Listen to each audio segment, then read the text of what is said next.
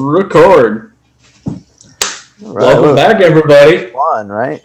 Yeah, we are live. I'm the Meat Viking, and joining me on this 1st of November is...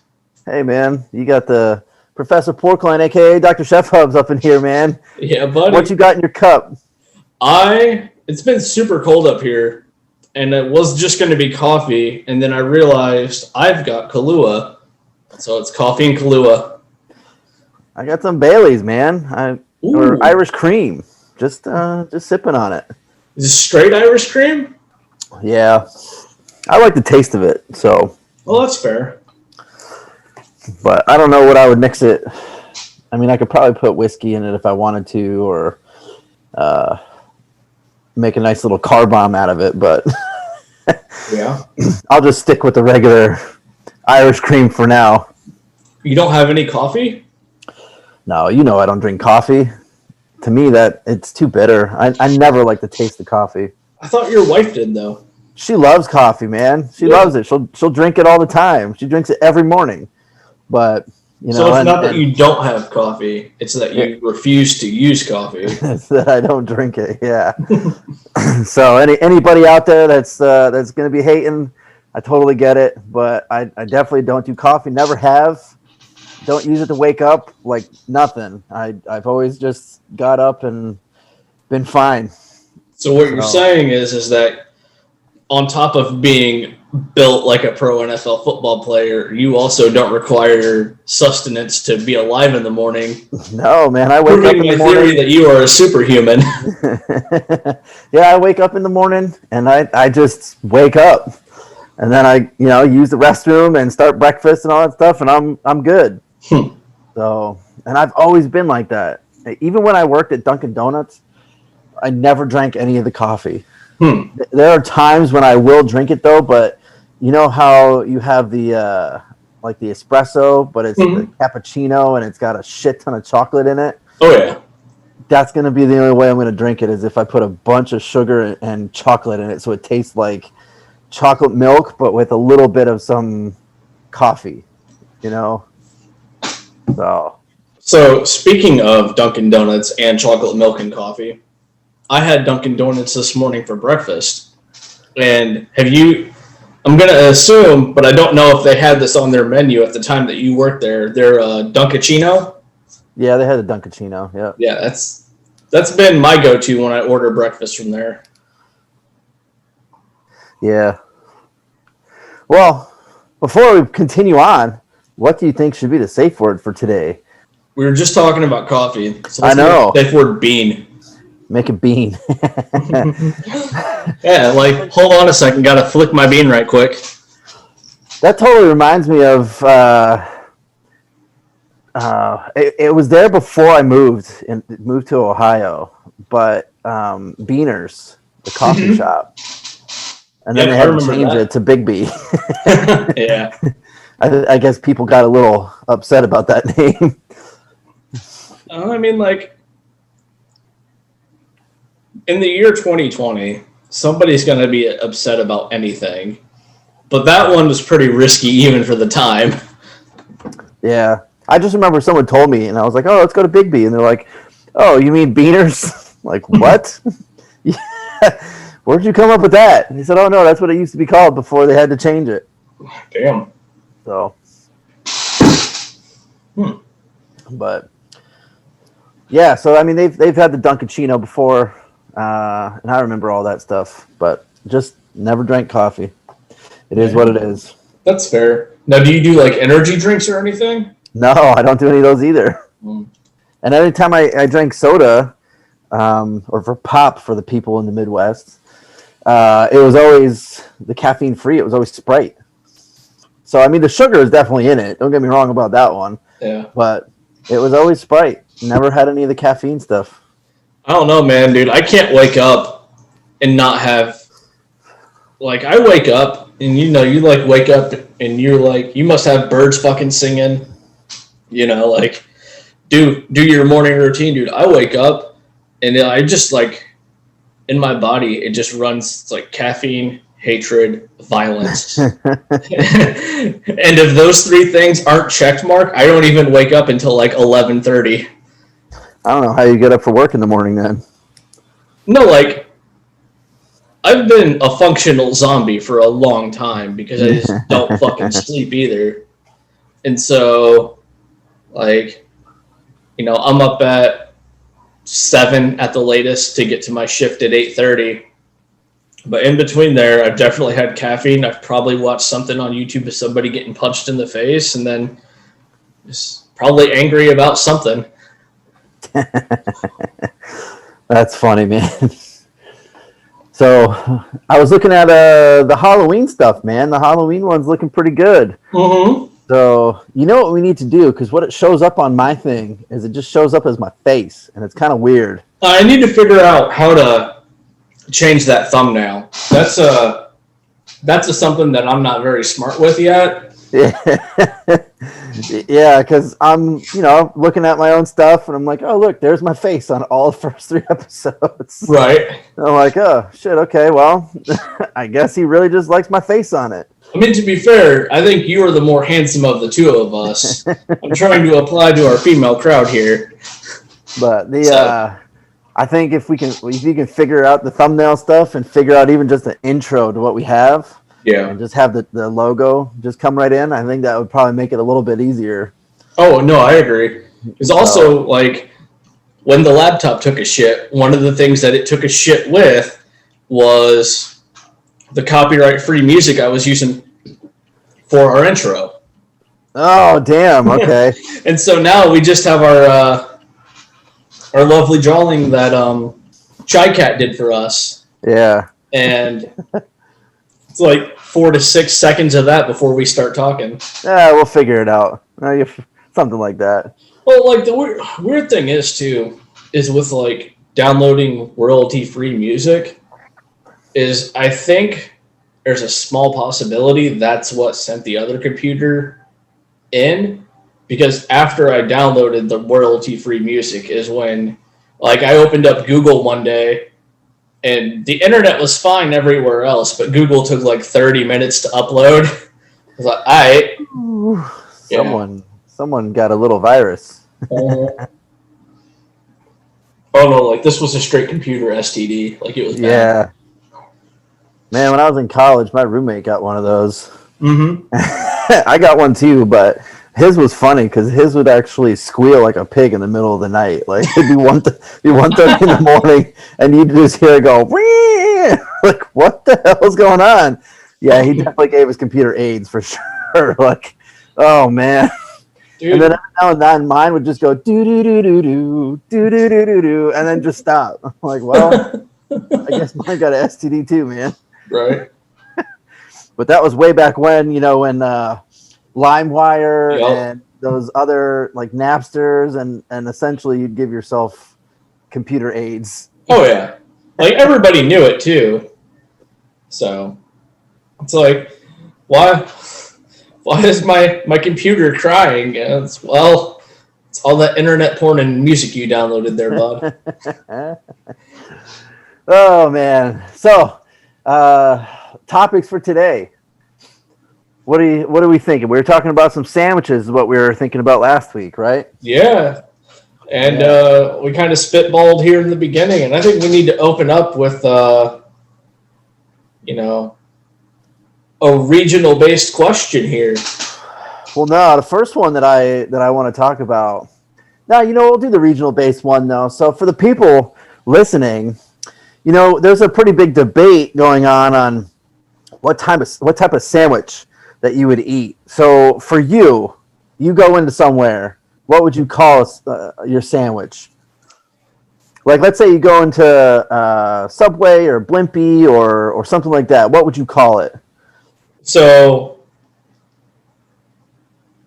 out of the 3 places that I would usually go to for this type of sandwich, universally, and this includes like places like Firehouse, Subway, and Steak Escape, which has been one of my local favorites, I'd just be like, hey man, what kind of subs do you have for sale? Yeah, man. So subs is a big one, and you know what? Obviously, it's got the name sub because it looks like a submarine. Mm-hmm. That's where the whole thing like came from. But a lot of times, subs like this whole debate of what you call it is definitely regional for sure. So I remember calling it a sub, but I also remember calling some of these sandwiches hoagies too. Mm-hmm. So, but that's because that's more of a Philly term. Mm-hmm. So because I grew up a couple hours north of Philly, we would always hear hoagies. Mm-hmm. And I also kind of think that it was because of the um, whether it was hot or cold. Yeah. I want to say, because I was wondering something like that too, is the meat market I go to, they've got sandwiches there for sale as well, already like prepackaged and everything. Yeah. In their cold ones, they'll call them like turkey hoagie, or some of them will be wrapped like Italian sub. And it's like, I don't know what the difference is. They taste the same. So let's go. Well, there's a lot of stuff that that kind of what I always thought was again whether it was hot or cold. So Mm-hmm. a lot of the times you'll hear like a turkey sub, or you might have like an Italian hoagie or something. Mm-hmm. So for me, it was always I'm going to get a hoagie if it's a cold sandwich. Gotcha.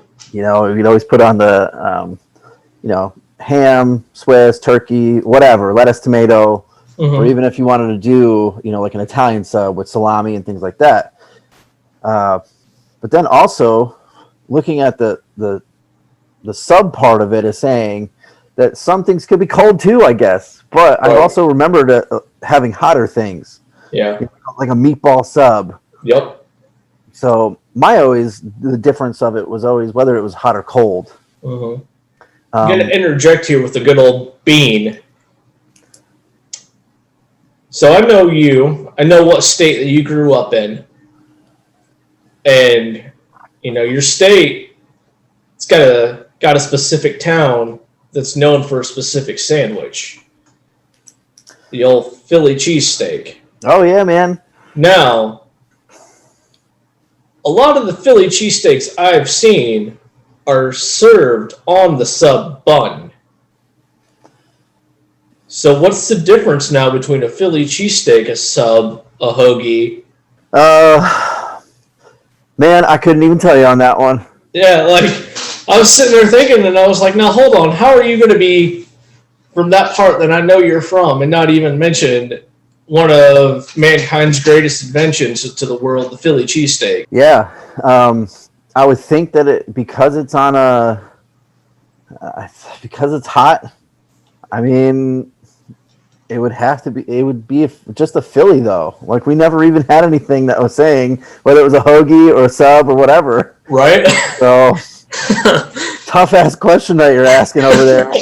Right. And like another ask question I'm going to ask for you. Bacon, lettuce, tomato, right? Yeah, the old BLT. Yeah, like who just goes to like a well, not even a restaurant because you ain't going to find it there. Yeah, you get But it like at a deli. Yeah, go to a deli. When you order a BLT, they don't ask you if you want that sumbitch on a sub bun. They're going to ask you like white wheat or rye. Yeah, but I know right. damn well I've seen BLT subs.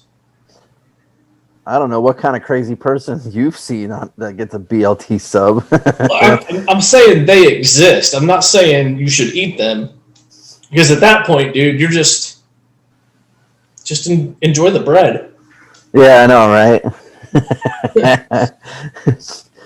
But so to go off with the cheesesteak, but there's also some more things too. We'll come back to that though. But today, man, I made an awesome turkey cheesesteak. Mm-hmm. So I got some. With this turkey cheesesteak, are you doing it the same way like you would a Philly? Yeah. Oh, okay. That was my question. Yep. Yeah, so it's a turkey Philly, if you want to call it, or we just said turkey cheesesteak at that point. Man, delicious stuff at that point. We got some turkey, chopped it all up, got it on the flat grill there because I have a flat grill in the kitchen, and then I heated up the buns, toasted up the buns, or the rolls, I guess if you want to call it that at that point. And I got some mushrooms, got some red pepper, got some onions, threw those bad boys on as well, just to they get all nice and caramelized with it. Man, it smelled so good in the kitchen too. It was awesome. I love when it smells like that when you're cooking stuff, especially like the onions and the mushrooms. And then the trick is to get all that stuff together and then mix all of that into one big pile. Okay. And then you can portion it out. Ooh. So typically what you do is if you have the big pile, then you can just start portioning out how many sandwiches you're doing, or subs, or cheesesteaks, whatever. And then you throw the cheese on top, which we do provolone. Mm-hmm. And the way to melt it is to take a little, pan, like how you have the saucepan and how you can put the thing on top. Yeah. That's what I do. Is I was just threw a little bit of some water under it so that it steams all the way up, and throw that bad boy on top. Like 5-6 seconds later, that's gonna melt the hell out of that cheese. And then what you got to do is you have those 2 spatulas, the flat ones. I don't know if you've ever used any of those before. You just scoop it right up and put it right into the hoagie bun. So it reminded me of a restaurant that I used to work at when I was a kid. Shout out to Big Daddy's way back when. But someone wound up sending me their old menu. Oh, nice. I've been kind of working my way through some of these, and on it was a turkey cheesesteak. I'm like, man, I totally remember all those things. I remember cooking those bad boys. So running down some memory lane, and I went down there and just made that. And it was so good, and even the wife really liked hers too. Nice. So that was a good one. I really enjoy making a Philly, even if it's a turkey cheesesteak. Same thing. So, what is, how like there's that debate going a little off topic here on if it's chili or not if you include beans in it, right? Yeah. So, is there anything in a Philly that has to be there to be a Philly? Man, there's a huge debate for one of them. So if you ever go to Philadelphia, there's two places, Pat's and Geno's. All right, they're basically right across the street from each other, and kind of like Bob's Burgers and fucking yeah. And what's really interesting about it though is that legend has it is that Pat, he was a hot dog vendor, and at one time he just had some meat that he had from the butcher, and he wound up cooking it up, and then threw it on a hot dog bun. And there was a dude that was passing by, and it smelled really good, and he wanted it. And then later on, they added cheese. So the big debate is whether or not it has to have Cheese Whiz or not. So some people, they are diehard saying that it's only a Philly if it has Cheese Whiz on it. While other people are like, nah, man, it's not Cheese Whiz. It's got to be the provolone cheese or Swiss. It's got to have something else that's that melty side. But people will fight you for it. Man, they'll definitely be like, nah, it's got to have Cheese Whiz or it doesn't. But the main ingredients of a Philly is going to be your meat, is going to be your cheese, and your peppers and onions. That's kind of now you can change it up a little bit. I've seen people throw in some marinara sauce, just to kind of give it a little bit of some flavor. I've seen people throw in the mushrooms before. So as long as it has the meat and the cheese, it's essentially a cheesesteak at that point. But obviously the onions and peppers are gonna, enhance the flavors a little bit. But yeah, your big debate is whether or not it's got Cheese Whiz or not.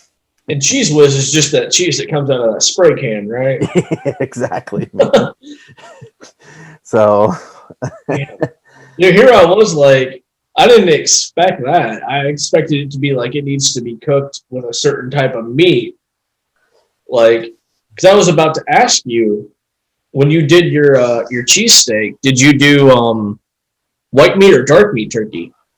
Well, it was deli meat as well. Yeah. So you just chop all that stuff up. Yeah. But if you're looking at regular cheesesteaks, though, that's also a debate too, is whether or not you you chop it all up into little tiny pieces, or you just kind of chop it up to slices essentially, and then put that on the sandwich. So, Well, interesting. yeah, man, you learn something new, don't you? Sure as shit did.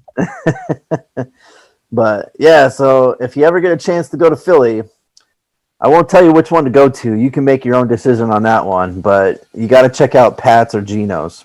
Pat's or Geno's? Yeah. So maybe I'll go to both, dude. They both sound good. Yeah, do both. Like if you're gonna be there for a couple days, maybe do one just to give it a shot, and then do the other one the next day, just so that you can have a comparison between the two. So maybe. I mean, in my honest opinion, both are delicious either way. Like you're not gonna waste your money, right? You know, buying from either one of them. But some people are hardcore one, some people are hardcore another. Well, fuck. But the last time I was up in Philly, I was up there for a conference, and this was a couple years ago. And right across from where I was staying at, it was an Italian place. So it had pizza and calzones and stuff, but they also had Phillies on there. And that was the thing that I ate that first night. I'm like, man, I have to get myself one of these bad boys because it's been forever. And it was just as greasy as I remember it, and it just filled my belly. Huh. So, I looked at something real quick on the internet, and I found something. Yeah, what did the web say? Scatter our debate between a sub and a hoagie. And? Sub, they generally use a softer roll cut all the way through, and the top is separated from the bottom of the roll. Okay. A hoagie, they use a harder roll, is perforated, and the roll is split, and contents are stuffed into the roll and folded closed at completion. So, like, the hoagie is a butterfly, basically. Yeah. All right, well, then the next term that actually comes around here is a hero. So why don't you throw that in there and see what a hero is versus a sub and a hoagie? Well, clearly anybody who's listening to this podcast has found out that you apparently don't need fucking coffee in the morning, and in my book, that makes you a goddamn hero. Yeah, man. From what I know, a hero, I've heard it in New York. Mm-hmm. So again, we're sticking with the Northeast type of names. Oh, this is a little interesting thing I just popped up. All right. What is it? So, unless my geography is completely fucking off, it looks like hoagie, there's like essentially a map of the United States, right? Okay. And it's like everywhere a sub is going to be called a sub, be universal. It's everywhere outlined in blue. And then there's one state that has a little bit of red on it, and the red indicates that's where you can get away with calling it a hoagie. And that state is Philadelphia. Or not Philadelphia. It's Pennsylvania. Pennsylvania, yeah. So. Well, from my gathering, a hero is more of the hot stuff, where you can have like chicken parmesan hero, or like a meatball hero, or an eggplant parm, or something like that, because they're served with sauce, like you have the marinara. That's kind of what I've always gathered whenever I ordered a hero. So, same article here. We're going into the concept of hero now. And then in the paragraph underneath of that, it's going to go into the concept of grinder. And anybody who wants that's going to be my next one, man. Anybody who wants to research this by themselves, I found it on looks like the website is Eater, and I just typed into the old search engine what's the difference between a hero, a sub, a grinder, and a hoagie, and this popped up. So on the term hero comes from New York Times Herald Tribune columnist Clementine Paddleworth, who in 1936 described a sandwich so large that you had to be a hero to eat it. More so than a sub, a hero can be referred to both hot and cold sandwiches, is why you'll see things like meatball heroes and chicken parm heroes on menus around the area. So that'd be a city term and how it was coined. And then grinder, according to this article, is a New England-based term. It is. Whenever I went up to see my my relatives up in Rhode Island, they would always call it a grinder, and they'd always look at me funny whenever I said a sub or a hoagie. So, according to this, some claim that they were called grinders, or named after grinders, Italian-American slang for dock workers, who were often sanding and grinding rusting holes to repaint them. But the term most likely comes from the fact that they were harder to chew than normal sandwiches, giving it the term that you have to like grind through it. Okay. So. Well, the only other terms I've heard after this, though, is a blimpie, which that's a Jersey thing. Because have you ever had blimpies? No, but you said it's a Jersey thing, and I believe it's a Jersey thing. Yeah, it's a chain restaurant, man. So think of like Quiznos, but basically the same thing. It's blimpie, and it's all subs. It's all whatever. So that's what I've heard. And then obviously you got to have the po' boy. Po' boy. I mean, but when I think of po' boys, though, yeah, I think it's on that smaller roll. But I think of like fried shrimp. Or I think of like a shrimp po' boy or something like that, where it's got to have fried crap on it than just your regular, sandwich. Well, so one thing about the po' boy is that, remember how I was talking about how a sub was on one roll and then a hoagie was on the other roll, right? Yeah. A po' boy is supposed to be served on French bread and filled with seafood. I figured it was a seafood based thing anyway, because I I've only seen po' boys that have like shrimp or lobster or crawfish or something. Yeah, well, I mean, if you look at Louisiana back in the day was predominantly settled by French. Oh yeah, it still is. I mean, there's tons of French influences down in New Orleans or NOLA. And Baton Rouge and all that stuff too. And so the fact that it's made with like the French bread and filled with seafood, I can see very easily. But po' boys were always good. When you lived in Texas, did you ever get a couple of them? First meal I had in Texas was a po' boy. Yep.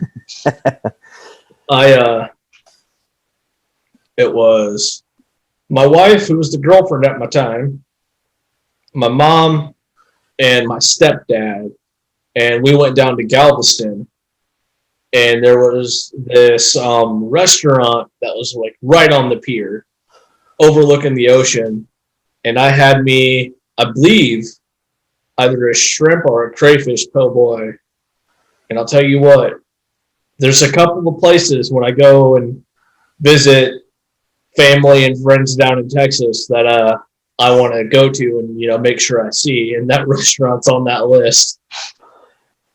Yeah, there's definitely a couple restaurants that are down on that pier, or down like right by that pier. I think the place was called The Pier or like The Pier 3. I don't know. It's been. Yeah. I'm trying to think of how long I've been married. Well, it's been a while since you've been down in Texas, though, right? Yeah. Yeah, so it's been a hot minute. Yeah. I know it hasn't been 10 years yet, and I'm pretty sure between 6 and 8. I mean, I moved down here. This is the start of my 5th. Yeah. So, I mean, you were back up there before I moved down. So it's got to be like 6 to 8 years, I would say. Yeah, that's what I'm saying. I know it hasn't been 10 years yet, and I'm not sure if it's been 7. But if I'm 6 to 8, I feel pretty comfortable with that number. Yeah, see, the first time I ever went to Texas was in San Antonio, and we got in stupid late, and we just went to bed. Like, didn't do anything until the morning. Yeah. And that morning, first thing I had was a sausage egg taco. And that thing was awesome. And then obviously I had more stuff on the Riverwalk and everything like that. But the first thing that I moved down here, or actually when I went for my job interview, the first thing I had when I came down here was Raising Cane's. And I didn't even know what Raising Cane's was at the time. I mean, that's just chicken joint for anybody that has no idea. Think of like KFC, but not as greasy and not as many sides. Because you simply just get your chicken, fries, coleslaw, and a piece of bread. But I have since had a lot of other sandwiches like po' boys and things like that, because I think my first one was in New Orleans. I went there. I didn't get a po' boy until I think there, and it was awesome. It was delicious. I've had a few since, but yeah, po' boys is definitely pretty good when you're looking at the seafood stuff. Now, here's something interesting, though, because if you've ever been to Maine, if you've ever been to, like, way up New England, obviously lobsters are the big thing up there. So a lobster roll was one of the big sandwiches that are up there, too, and it's on that little French bread, like kind of like a po' boy. Right. And, I mean, they mix the hell out of your lobster and mayonnaise. Yeah, it's very true. So that's a huge sandwich up there, too. Now, it's obviously just lobsters, but I mean, I've always remembered hearing those too, because whenever we go up to New England, or I've been to Maine a few times, you know, obviously the lobster roll is like the main thing. I went to Maine once for vacation. And why? There's nothing to do up in Maine, man. It wasn't a trip I picked. And I was too young to have any hearsay in this matter. It was one of those, get in the car, we're going. Okay. And I actually had a hell of a time in Maine. We went to this place called Bar Harbor. Oh, yeah, I've been up that way. Yeah. And, like, man, we sat pretty much damn near on the ocean one night. We fished. I caught an eel. Out of all things, like on my third cast, and I was like, I'm this dude that I'm from Ohio, man. Like, I've never seen an eel. Like, how do I get this thing off a hook? I'm used to catfish, you know? And just like, I ended up having a hell of a time up there in Bar Harbor. I would go again for vacation. I mean, there's like a time frame of going up to Maine.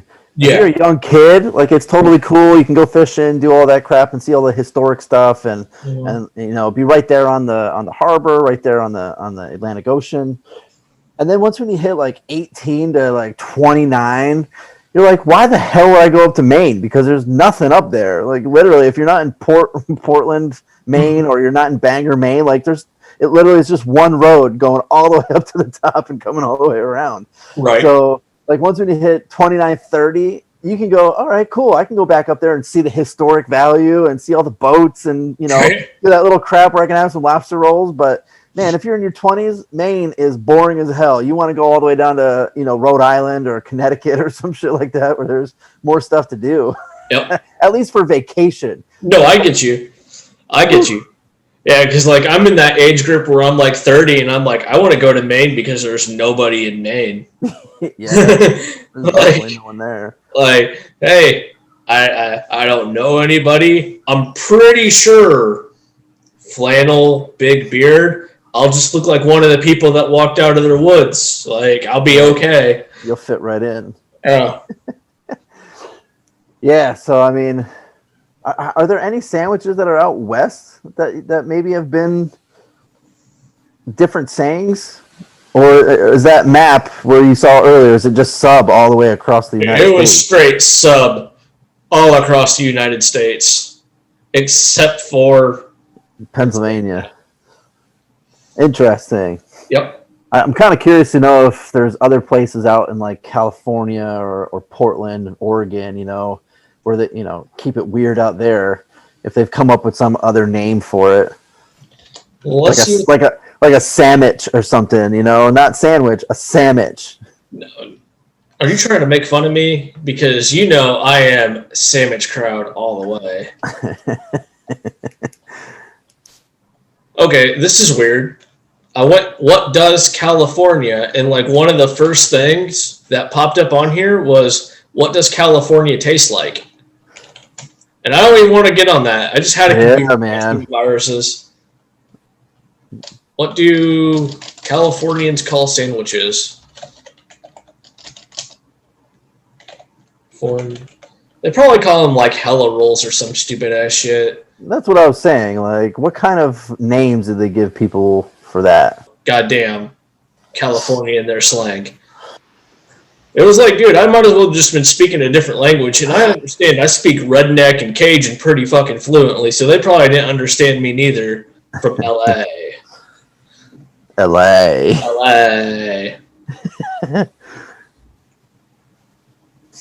Coming up with anything? Is there anything that weird people might call it?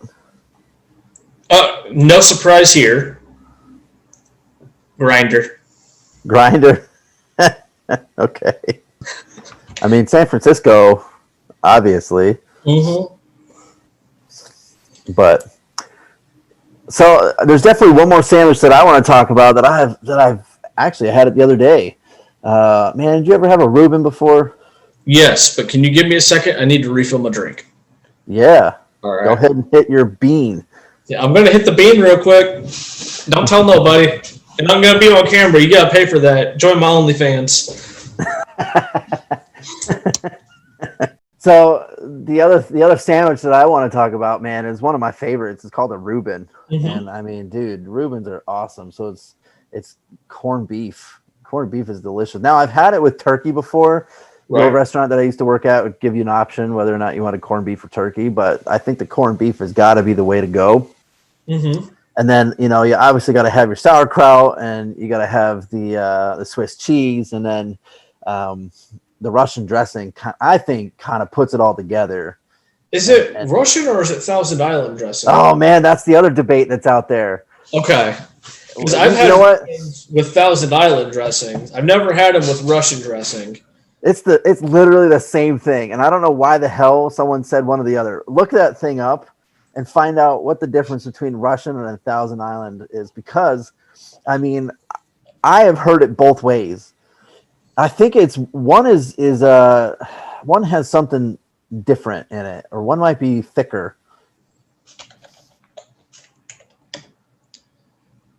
Difference between Russian and Thousand Island dressings. The main difference is the two use of pickles and Thousand Island dressings, giving it more sweetness and texture, and while Russian is more spicy.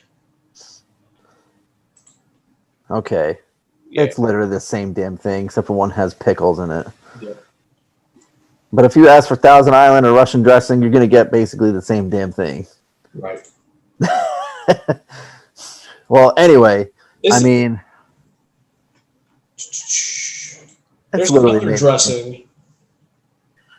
French. I know that was the term that I knew it growing up as. There's another word for it, though. Catalina? Yeah. Catalina wine mixer over here. I think the difference between those is one is a little bit more sweeter than the other. Kind of like how one has pickles and one doesn't. Yeah, I think French and Catalina are very similar, except for I think Catalina is a little bit sweeter. Mm. But whatever. I mean, but I think what really makes the sandwich, though, is having that bad boy on the rye bread. I like rye bread, man. It's delicious. Nice marbled rye. So and it's served hot or warm. Mm. Every time I've always gotten it, it's always been hot. So it's like they put the rye right on the grill, let it heat up a little bit with some of those juices, and then throw it right on top, and then make it like that grilled cheese, you know. So, but I actually had one the other day, and it put a little smile on my face, man. It was delicious.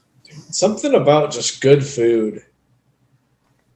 Good food, a good drink, a good stogie, good company. Just that nice little, like, couple of moments of happiness you have. That's some cherishable shit. So what's funny, though, is I did a little research myself, because I was looking at the difference and where the origin of the Reuben came from. So depending on who you're talking to, you might get one person saying that it's from this this guy named Ruben Kovlovsky, and he was a Jewish Lithuanian guy, and he was in Omaha, Nebraska, and he was apparently the inventor after some of their weekly poker games. That was one of these hotels, and they put it on the menu, and it became like a hit. Oh, or the other one is that it's from New York, where there's a guy named Arnold Rubin, and he was a German Jewish guy of a deli essentially, and he wound up creating it and then had it on his menu. Apparently, everybody loved it. So I guess depending on which one you do, you can give credit to a guy in New York or give credit to a guy in Omaha, Nebraska. I would probably lean more towards the New York side because I feel like there's a lot of, immigrants that would come into New York anyway, and right. This was back in like 1908, so I feel like there's a lot of sandwiches that kind of came out and then just got modified as they went to the West. Like you have your club sandwich, and then now they have like the California club because it has avocado and stuff in it. So I think it started out on the East Coast, and then as it kind of traveled all the way through, it just was improved or changed and tweaked a little bit, and then there you go. So that was kind of my thing on sandwiches. And I feel like we can address more of these as we go through. We can talk about sandwiches again because I would love to add more, talking about a Cuban, talk about my favorite, the French dip. So we definitely have a lot of sandwiches. Oh my God, it's a New York thing. Buffalo in particular. It's called beef on wick. No. What is it? I haven't been to Buffalo too many times, so.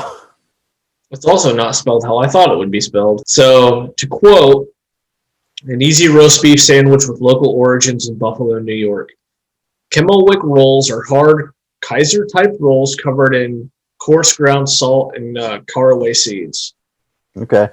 So, the recipe transforms regular rolls into traditional Weck rolls. And basically, it's kind of like a French dip. You need 3 cups of au jus sauce, 2 pounds of thinly sliced roast beef, some rolls, some salt, some seeds, and horseradish. And yeah, pretty close to a French dip at that point. Yeah, like it's pretty much a French dip on this bun with some horseradish, and it's delicious. Okay, yeah, I've never heard of that, but I mean, I could probably take a pretty good stab at it because I've also enjoyed many of French dips. So, Oh yeah, no, like, I have full faith in your abilities as a chef, Dr. Chef Hubs. Anybody who calls himself Dr. Chef Hubs, you should be able to cook quite a few fair foods. I do, man. Yep. So, do you see my my Halloween little ghost thing that I put up? Yes. That was cute. So, yep. But as we get more people following with our stuff, we'll be able to add more content. So there is one follower who I know we have. Shout out to you, follower. I know you're going to listen. Been here the whole way. I want to know what sandwich this follower prefers.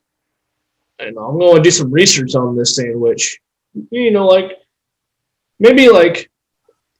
not even a BLT, but like when your mama and daddy used to cook you good food, like what did they cook you? And share that with us, and then we'll give it a good old talking point on this here show. Yeah. All right, follower. We got one. So one is a good start.